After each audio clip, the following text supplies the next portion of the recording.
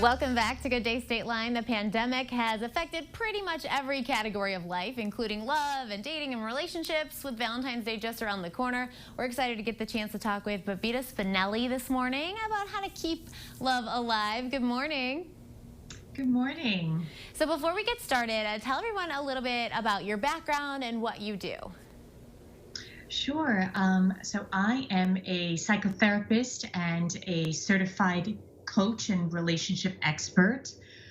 I see clients globally and virtually on a variety of issues with regard to their relationship to themselves and their relationship to others, such as their romantic partners or workplace relationships.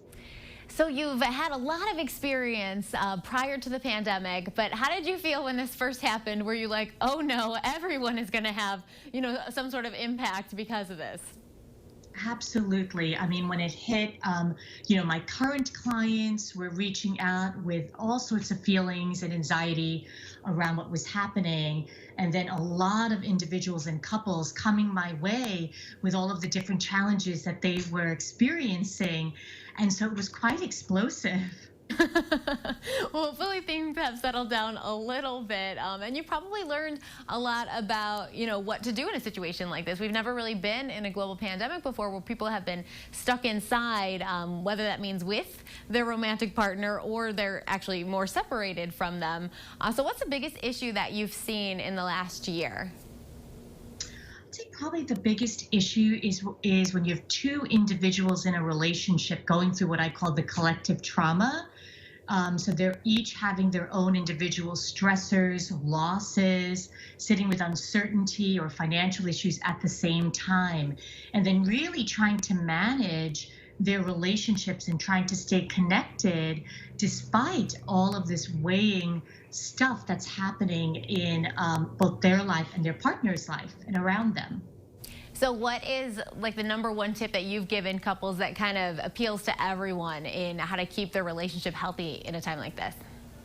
I'd say the biggest one is resetting your expectations, that this isn't normal and maybe your normal coping mechanisms may not always work. So show the relationship some grace and reset what you might expect from each other and check in on that. Do a pulse check with each other, keeping that in mind. That's important. I think a lot of people forget that checking in on people is such a big deal in everyday life, but especially when we're dealing with a pandemic that we didn't have a lot of answers at all before, and we're really stressing us out. Absolutely. I call it the relationship pulse check, or what is your twitch level, so to speak? How depleted are you? How anxious are you? Or are you feeling like you want to do something and you feel very stuck or trapped? And so you can ask your partner, hey, how are you doing today? What's your pulse level? What's your twitch level? And that kind of creates that connection and communication of understanding where the other person is at. I would say that maybe a plus from all of this is hopefully making your communication skills a little bit better with those people you're in relationships with, because you kind of had to.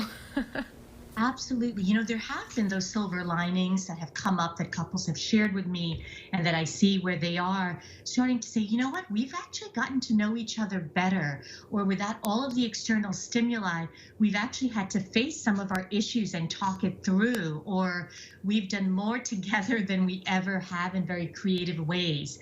So I do want to say that there have been some encouraging spaces for relationships as well. So if anyone wants more information about you or get in touch with you, maybe they think that you are going to help them with their relationship, where can we send them? Sure. They can reach out to me if they check my website, babitaspinelligroup.com. I have all of my contact information on there, and they're welcome to call or, email me. Perfect. Well, thank you so much for taking some time out of your day to talk to us. Thanks, Michelle. I appreciate being here. So Babita is actually constantly sharing advice on her Instagram page too. You definitely want to check her out. Coming up next on GDS, we're taking you behind the scenes of this year's Beloit International Film Festival, filled with free events for the entire family. And later we're making Valentine's Day crafts your kids will love. We'll be right back.